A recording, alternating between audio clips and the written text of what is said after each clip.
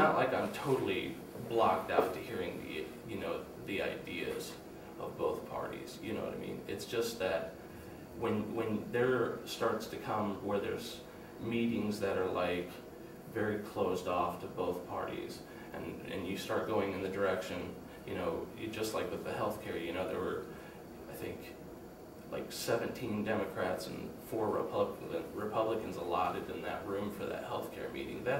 Where's the bipartisan workmanship in Washington?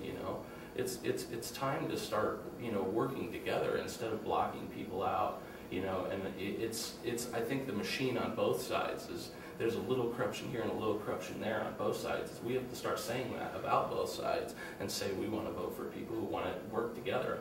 I'm willing to hear everyone's ideas, you know what I mean? I'm not, going to just snub it because I think it's completely wrong. I want to hear it out, and I want to see demographics on why it would work. And that's what people that get elected need to start doing. But we want to hear your ideas. We're not here to discuss them ourselves. Well, that's what it turned into. For one, I think if we came in and bailed out all the states, this is the last of the bailouts. I think would just be to come in and bail out the states, get them all back to zero.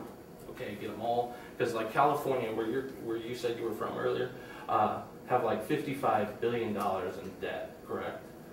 Roughly around that number. Well, imagine if you start thinking that, even in this respect of like a monthly payment. That's a lot of money in a monthly payment that's going to pay off whatever, whoever they owe that money to. If it's banks, if it's themselves, whoever, But they're paying interest. You know what I mean? That interest starts growing. If you've studied mathematics and the E curve, eventually it'll just get so big that it'll just skyrocket. You'll never be able to get out of that debt. And that's the one thing people need to start realizing is that scenario.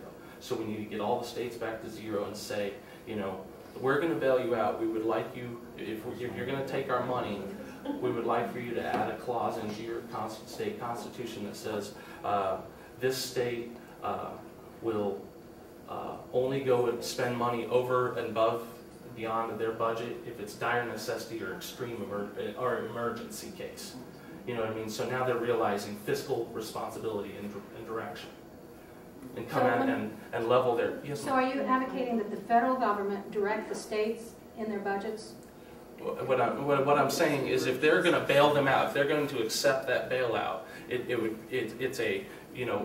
we're going to come in and... So help me reconcile that with states' rights. Yeah. Help me reconcile that, because to me it sounds like you're relying on the federal government, the collective federal system, that we are federal taxpayers, to go in and bring states that have high debt up to zero. Are you advocating that states that have a surplus would then give their money, and this would all be directed by the federal government? The states that have surplus would not give their Okay, so money. how do you reconcile this idea of a federal bailout for the states with your states' rights position, which is the primary thing that you said is your main position? Well, that's why I was going to say I propose that if they, it's a tit for tat kind of scenario on this one, and the states will have their right back to do how they want. And that's why I was going to say you put a limit on it. Just because we're coming in to bail them out, if they don't want bailed out, they're not going to ask for it. But it would be one of those things to direct fiscal responsibility and show people it can work for 10 years. Put a 10-year cap on that. But it would be a federal action. It would be a federal action to come in and help them out. Okay. The states that need help, they need help. And it's about them spreading their good from their region, and the federal government come in and help them out. Isn't that what socialism is? Not necessarily, no. I think that's kind of... I mean, I could sit here and argue supply and demand socialist eventually.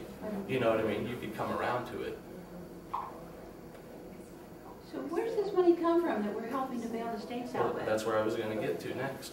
I think if we, the national education, or the Department of Education on the federal level, takes in $102 billion annually.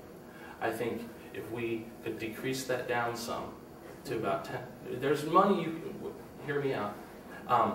When you take all this money and bail out all the states, there's a chance for them now, they have this, because they're not making that monthly payment anymore, or have a chance to put that into their Department of Education regionally.